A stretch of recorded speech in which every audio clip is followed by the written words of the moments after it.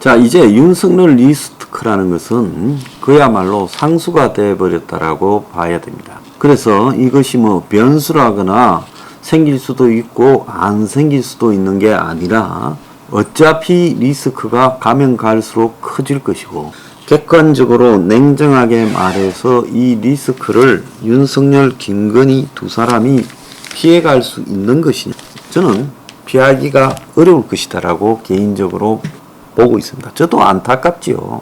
저보고 뭐 혹자가요, 뭐 황장수한테 자문을 구해라, 책사를 뭐 하라 어쩌고 하는데, 저한테 그런 말을 하는 것도 실례입니다.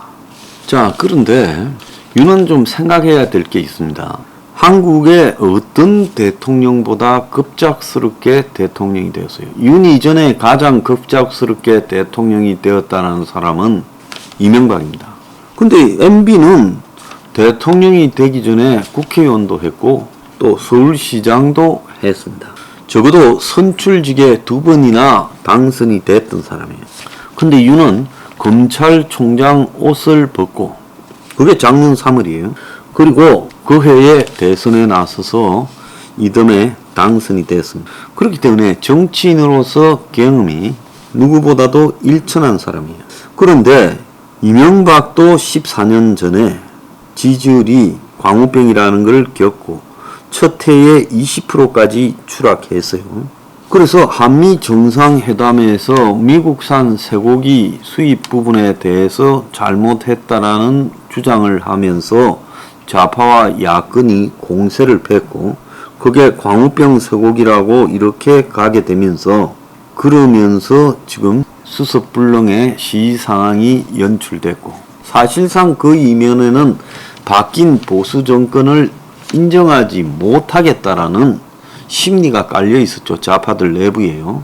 김대중 이후에 계속 10년을 집권해오던 좌파가 다시 보수한테 권력을 내줬다라는 것을 인정하기 싫은 부분이 핵심이었습니다.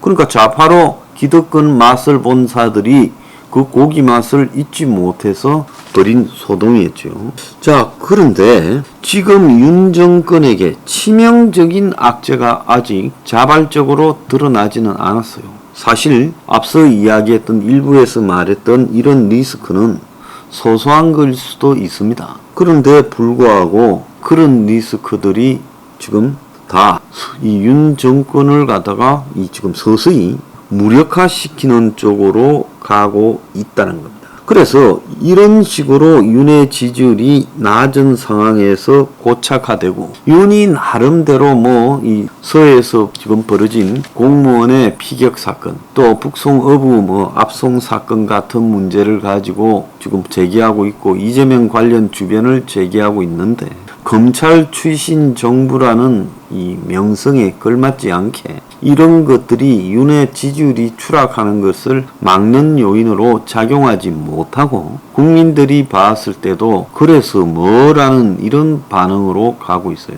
그래서 보수에서 윤의 정체성도 많은 의심을 받고 있고 지지도 굳지 못합니다. 중도는 더 그렇죠. 자, 이 속에서 지역 기반도 없고 또 본인이 끌고 다니는 팬덤도 별로 없습니다. 그거 지금 건희 사랑이니 윤석열 팬클럽이니 이런 게 과거 다른 정권에 비하면 택도 없이 적은 팬덤이죠. 그래서 뭘 해도 지금 이 사태에서 탈출구가 되지 못하고 있어요. 당의 이준석을 정리하는 문제도 빨리빨리 명분 정리해서 확실하게 하지 못하고 시간을 질질 끌면서 스스로 같이 망해가는 양상을 보이고 있어요.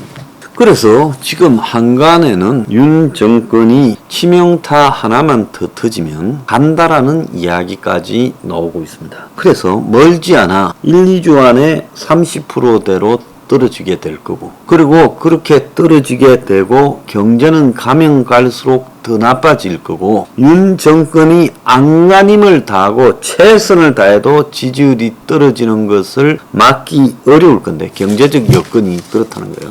그런데 이 속에 입만 열면 신자유주의, 기득권, 재벌 옹호 이야기만 하고, 자, 그게 먹혀드는가라는 걸 지금 생각을 해봐야 돼요. 이제 사람들이 옛날 같지 않아요. 감들을 빨리 잡습니다. 과거에는 성장 이야기하고 낙수효과 이야기하고 아담 스미스 이야기하고 하이에크 이야기하고 신자유주의 글로벌 반도체 이야기하고 원전 이야기하면 먹혀들었지만 이제는요. 그래서 뭐 어쩌라고 이런 겁니다. 요즘 광고도 어쩌라고 있잖아요. 그런 이야기만 하지 왜 우리 이야기는 안 하냐 그러는 거예요. 사람들 시각이 그렇습니다. 자, 이런 상황에서 도대체 지금 선택할 자유를 이야기하고 딱 이명박식 기업 프렌들리, 기업 친화 정부라고 선언하고 대신에 그들이 원하는 모든 것을 정체가 해주려고 노력하고 있는 모습이 규제 완화나 세금 감면이나 뭐 반도체 지원이니 원전 지원이니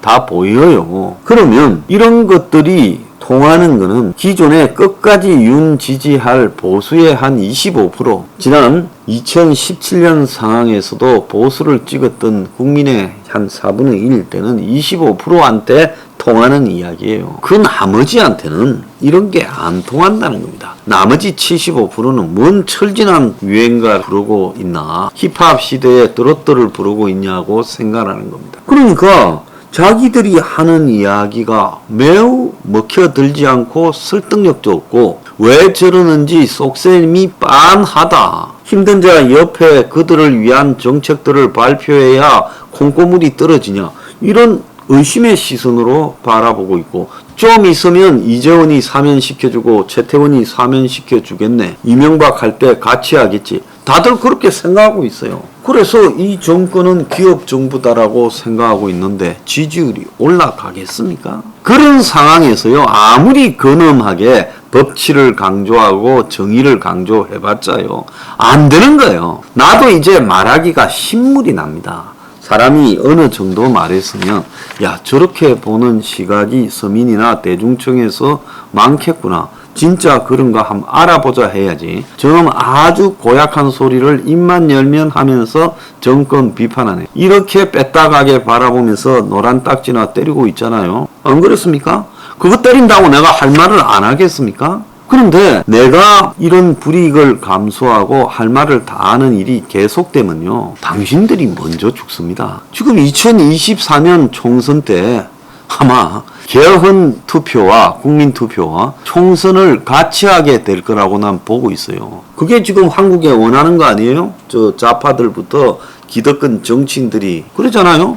언제까지 국민의힘 의원들이 윤석열 편든다고 할 것 같아요? 지지율 떨어지면요, 돌아서서 좌파들하고 손잡고 개헌을 압박할 겁니다. 안 한다고 할 수 있어요? 안 하면 탄핵 들어갈지도 몰라요. 한 방만 더 터지면요. 뭐 특별하게 아주 심각한 죄가 있으면 그때서 탄핵 들어간다고 생각하십니까? 그래서 이미 탄핵이라는 피를 본 나라에서요, 탄핵하려면 건덕지가 여러 가지 생기고 또 폭로가 튀어나올 수도 있죠. 그렇다면 여기서 어떻게 해야 할 것인가? 자, 잘 생각해야 됩니다. 대통령 된 게 될 때는 행운이었지만은 나중에는 내가 왜 대통령이 되었을까 후회하는 사람이 대한민국의 대통령 중에 거의 대부분일 거라고 나는 봐요. 그러니까 나중에 후회하는 일이 생길 가능성이 점점 높아지니까 이쯤에서 정신 차리기 바랍니다.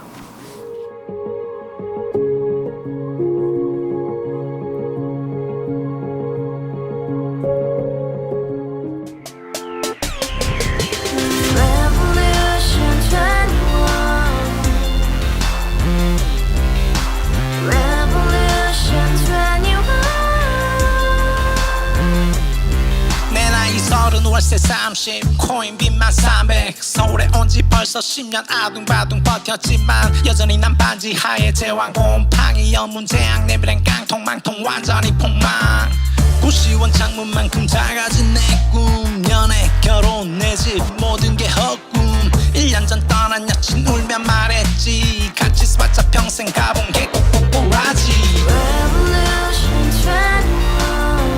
가바후스 700 나도 소유주